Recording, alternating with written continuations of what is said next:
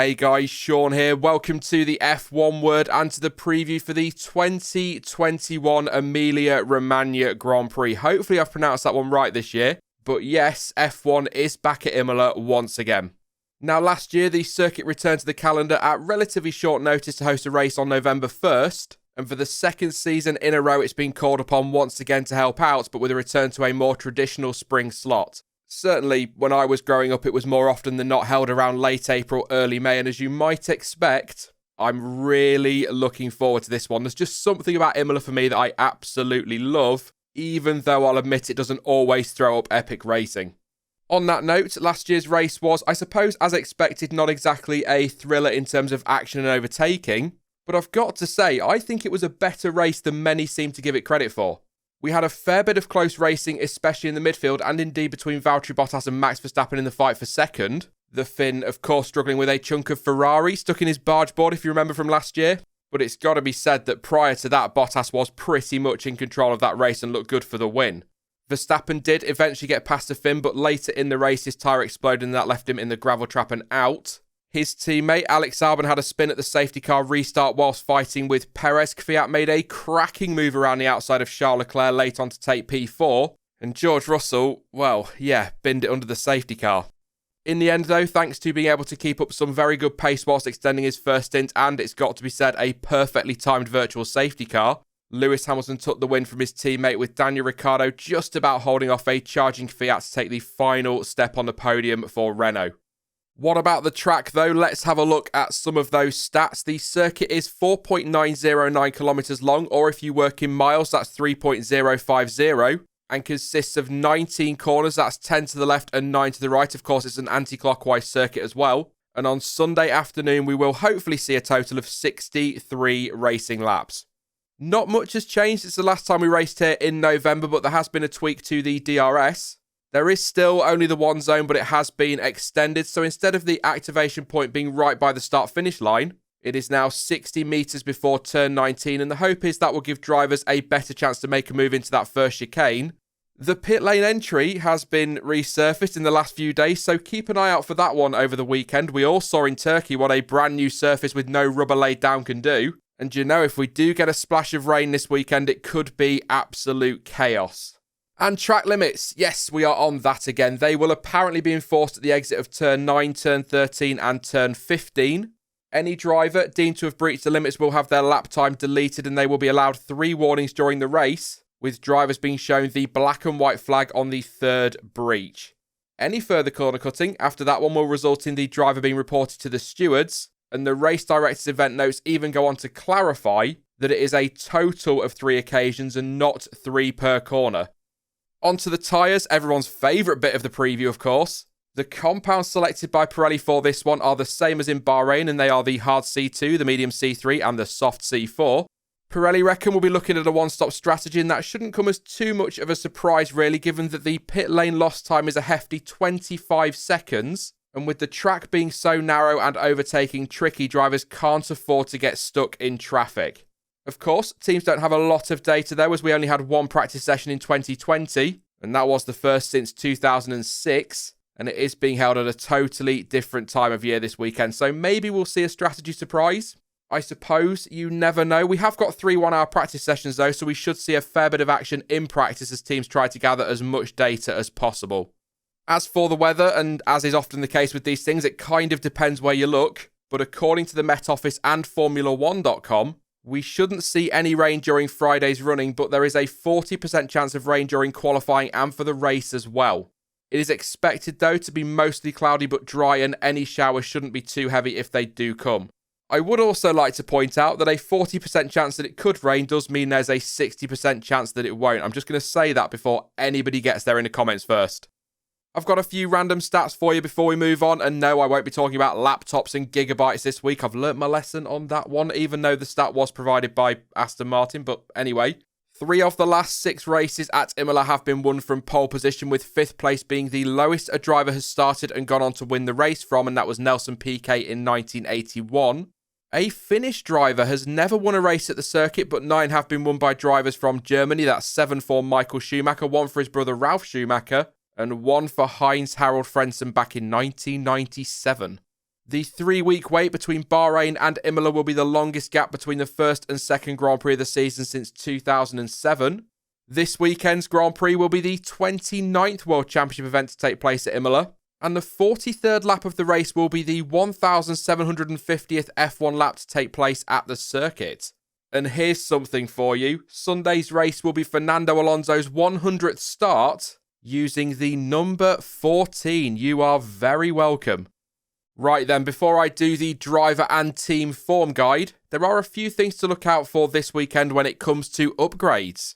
Alpine has confirmed that it will introduce an aerodynamic upgrade package this weekend in a bid to overcome the weaknesses exposed in Bahrain and help close the gap to the rest of the midfield. The team will also be assessing future updates during practice on Friday.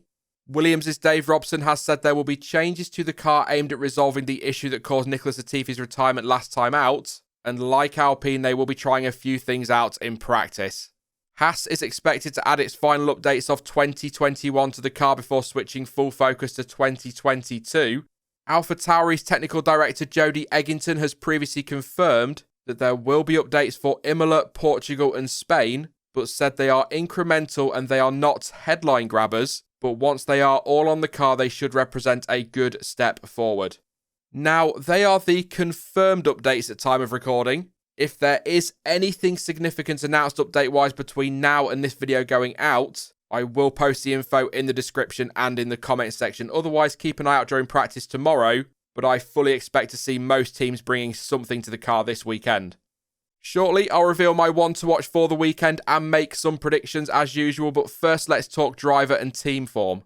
Obviously, since F1 has only raced at Imola once since 2006, there isn't much to say driver-wise without just going over the result from last year. That said, 2 drivers have raced at the circuit prior to 2020, and there are no prizes for guessing who they are.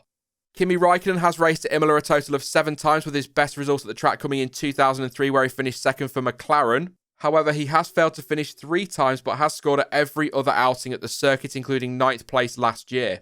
And an interesting stat here, courtesy of Lights Out Blog, who provide many of the stats for these previews. As always, there is a link in the description if you want to go check out their website.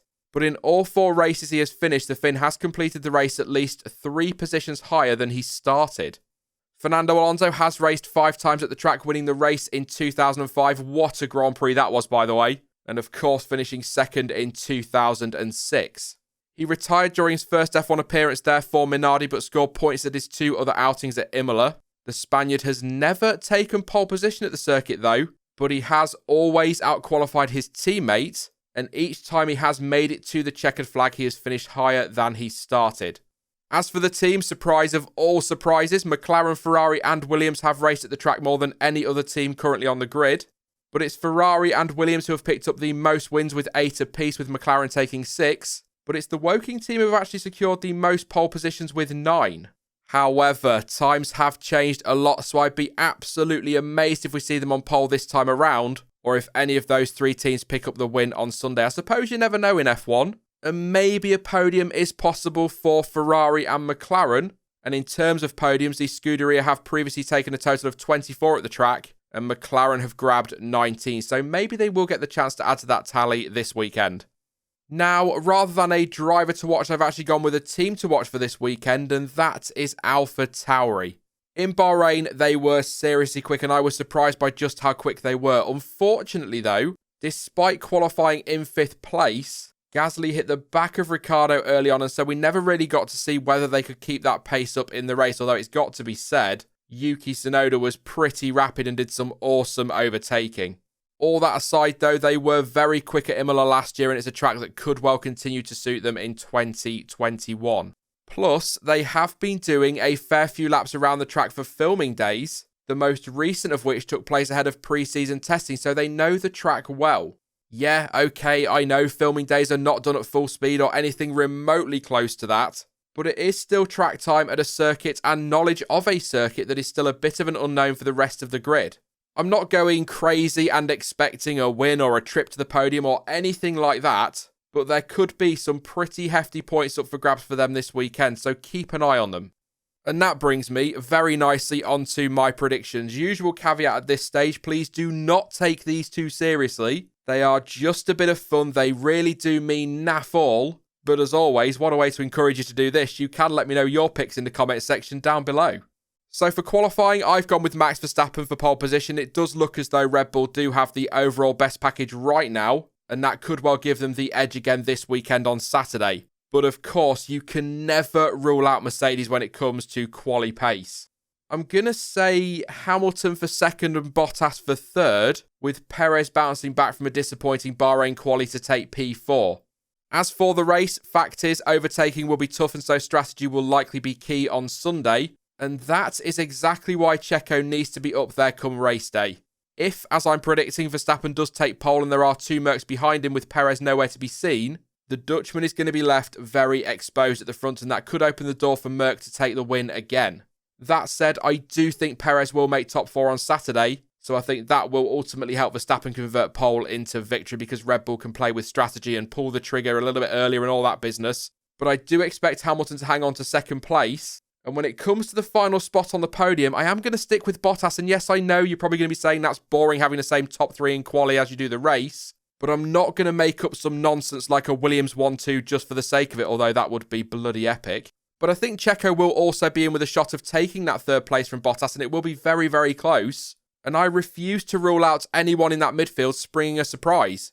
As for who will top the midfield, I honestly do think it will be AlphaTauri. And actually, many experts or pundits or whatever you want to call them, I suppose journalists might make a lot more sense, Sean. But anyway, they do seem to think that AlphaTauri are currently the third fastest team. I'm not so sure overall, but they could well be this weekend. Ultimately, though, quite frankly, who cares about predictions? I'm just hoping we get a great race, and if the action is half as good as it was in Bahrain, we could be in for an absolute cracker. Anyway, finally for today, super quickly before I go, here is a look at the schedule for the weekend. It has, of course, been tweaked. FP1 will now start tomorrow morning at 10 o'clock UK time, with FP2 getting underway at 1:30 PM. FP3 starts at 10 AM on Saturday, and again, all 3 sessions, just a reminder, are 1 hour long in 2021. Qualifying has been moved forward. It will get underway at 1 PM on Saturday, and on Sunday, it's lights out as scheduled on the hour at 2 PM. That is it for the Imola preview then, but you can, as always, let me know your thoughts and your predictions ahead of the weekend in the comment section down below. And let me know as well, which team or which driver or both are you keeping an eye on this weekend? Now, I will be back soon with another video as always, and don't forget to join us live shortly after the race finishes on Sunday for some immediate race reaction. I've got Dan with me again this week. In the meantime though, if you did enjoy this video, then please do leave a like as it really helps give the channel a little boost. And don't forget to subscribe so you don't miss out on any future uploads. But as ever, thank you for watching. I've been Sean, this has been the F1 Word, and until next time, goodbye.